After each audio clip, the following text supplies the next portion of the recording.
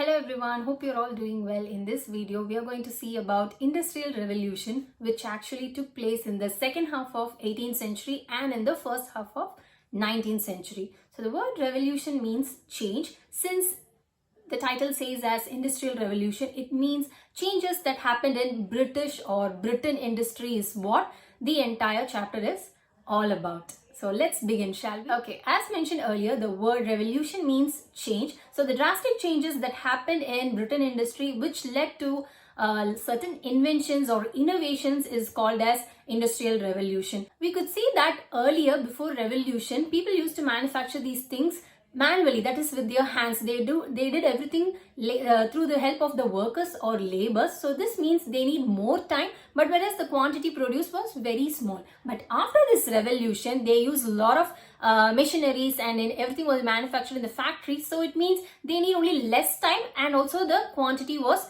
more. So this is one of the major result of the Industrial Revolution. And not only that, one of the reasons for England or Britain practicing this Industrial Revolution first compared to the other European countries is that other countries or continents, they had this fear of war, because like England was one powerful country who was waging war against people and colonizing them. So other countries were like in fear, constant fear. They had to safeguard their throne, people, etc. But England was very safe from that. So they began to concentrate on advancement in industries and even in agriculture, which is what we see, which is what we'll be seeing in agrarian revolution. So this was very supportive, and the climate conditions, the geographical location of England, it was very suitable for them to bring these changes. And not only that, it was the need of the hardware. A lot of quantities, goods were expected to be made. Not only that, in world trade, England occupied a very major position. So people were looking forward. So with the limited workers, they were not unable to produce so much of goods within the stipulated time. So this was also expected from them. So next subheading is textile industry. Even this textile industry can be divided into before invention, after invention. Now if we are seeing about before invention, so we see that like everything has to be manufactured manually, that is through labor force only. So everything happened in cottages. We did not have industries before. So cottage lo ukkando or entire family vandu seivanga. For example, men, women, children, everyone will be involved in this labor work. Carding the fibers were done by children. Women, they'll be like spinning the yarn, and men, they were responsible of weaving. So like the entire family will be involved in these process. And the kudisai tholil andha mari solvanga, adha and the cottage lo ukkandu indha mari dhaan avanga senjittu irundanga. So this was like okay for a particular period of time, but since everything was advancing adutha level porappa, they need changes. So when the England market was like, there was a demand in the England market, they wanted to produce more items. In that case, it was not possible for them to manufacture or produce large quantities within the stipulated time. So குறைஞ்ச நேரத்துல நிறைய பண்ண முடியல. என்னதான் மூணு பேரும் பண்ணலாம், even though all these work is divided between men, women, children. The next level process, dyeing, fitting, everything, printing, everything will be done by another person called clothier. So இவங்க இதன பண்ணி கொடுத்துருவாங்க, அடுத்த ஒருத்தர் பண்ணணும். அப்ப இதெல்லாமே it takes a lot of time.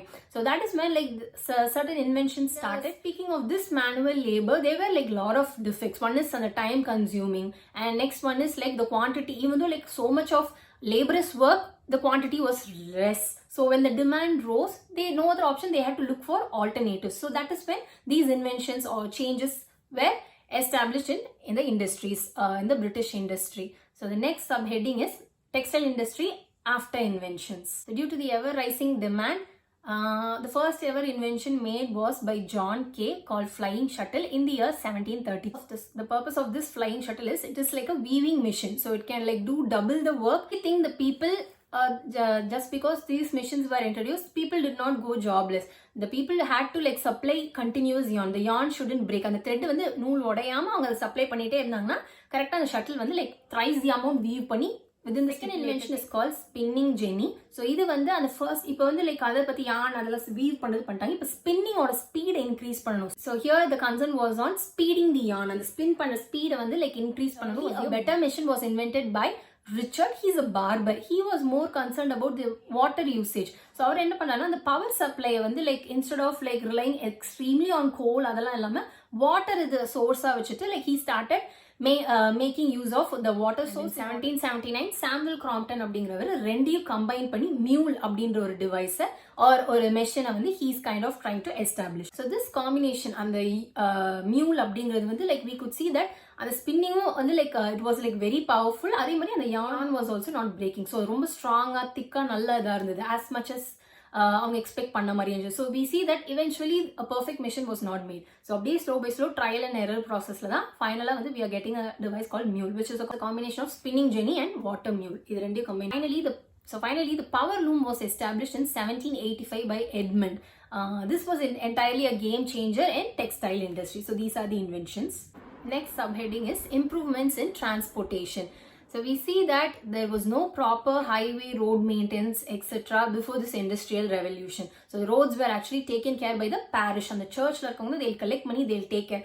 But then like even though doing this, irrespective of them doing, the roads were still in bad condition. Now that the products are being like exported in numerous quantity, they cannot simply just import or export it only through seaways. They have to like rely on roadways as well. In that case, the road also needs to be perfected, right? If there is no proper road, then it is impossible to transfer these products from one place to other place safely or in the right time. So after this, they started giving attention to these roadways. So that's when all the roadway acts were established. So it is said that after 1750s, there were like hundreds of road acts passed so that like the transferring of goods were made easy. Like we have then we have like certain inventions which focused on draining of the water. Like if there is rain, there is like flood, the water will be like stagnant there for a long time. This also once again marks this import export process. In that case, like they made sure that the roads were like draining all the water system easily. Everything was like made after a particular period of time in equal intervals so that it is made easy for British or the British trade industry to make all these transactions possible. Around 1840, there were like a lot of toll gates established. So even now we have toll gates, right? So their main authority is to like make sure that all the highway roads are like properly maintained. If there is anything like they'll collect money. So all the toll gates were established at that period only. Around 1840, nearly 8,000 toll gates were established all over Britain. In and around Britain. Next heading is changes in inland navigation. As much as the improvement of roads paved an important way, even the changes in sea transportation played a major role in industrial revolution. So in the first half of the 18th century, we see there was like a lot of efforts taken so as to connect different seas or waterways, etc. So in contrast to the first half of 18th century, the second half focused on building a lot of new artificial seaways or waterways because they wanted to make sure that the products or the goods also goes through this kind of inland navigation. Like apart from export, they were also concentrating on import. And avungalkulle irukra chinna islands kulli the products ponu because there were raw materials, abundance of raw materials here and there. So adume proper and industries ku reach aganum. Adukapra finished products should reach properly. So idellathime they were focusing. There is someone called Duke of Bridgewater. He is the father of inland water navigation. Or there is a person called Duke of Bridgewater. He is called as the father of inland navigation. So he did a lot of ideas and the paving way for the waterways to go. So he is very important person. Even there was like and the canal lay பண்றது அதெல்லாமே நடந்தது வந்து இந்த டைம்ல தான். Therefore the goods were carried here and there like properly through this inland water navigation. So naturally இருக்கிற seaways மட்டும் depend பண்ணாம within inland they made artificial waterways through which the products, be it raw materials or the finished products, they reached safely and properly within the given time. Next heading is railways and ocean navigation. So as much as இதெல்லாம் பார்த்த மாதிரி steam engine வந்து like invent பண்ணாங்க. அதே மாதிரி first locomotive வந்து like இந்த டைம்ல தான் வந்து they would have found it. So அடுத்தடுத்து என்ன பண்றாங்கன்னா ரயில்வேஸ் இதை வந்து டெவலப் பண்ணாங்க. ரயில் ரோட்ஸ் வேர் பில்ட் ப்ராப்பர்லி. ஸோ அதுக்கான அந்த வழி அந்த தடங்கள் அது எல்லாத்தையும் வந்து இது பண்றாங்க. அடுத்தடுத்து அந்த ஸ்டீம் இன்ஜின் அடுத்தடுத்து லைக் எப்படி நம்ம அதை வந்து டெவலப் பண்ணலாமோ பண்றாங்க. இதுவுமே once again it focused on transferring the goods அந்த ப்ராடக்ட்ஸ் எடுத்துட்டு போய் இது பண்றதுக்காக தான் ரயில்வேஸையும் அவங்க இது பண்றாங்க. Speaking of ocean navigation like once again like இங்கிலாந்துல இருந்து வேற கான்டினென்ட்க்கு ப்ராடக்ட்ஸ் போறப்ப they have to rely on ocean. So அது எல்லாத்தையுமே வந்து simultaneously they were improving all the way on to the results of industrial revolution. We are going to see both the good and the bad results actually. So the first thing is that the population drastically increased during the 18th century. This obviously means everything has to be produced in large quantity. So this was there. Second thing is there were like industrial towns like Manchester, Leeds, Sheffield, etc. So they all started developing rapidly because industries were built there. So people started clogging there. So these towns were like improved their standards. Everything was improved. So we see that a lot of industrial towns apart from these were popping on. Third thing is that because of people were gathering here, they were crowding.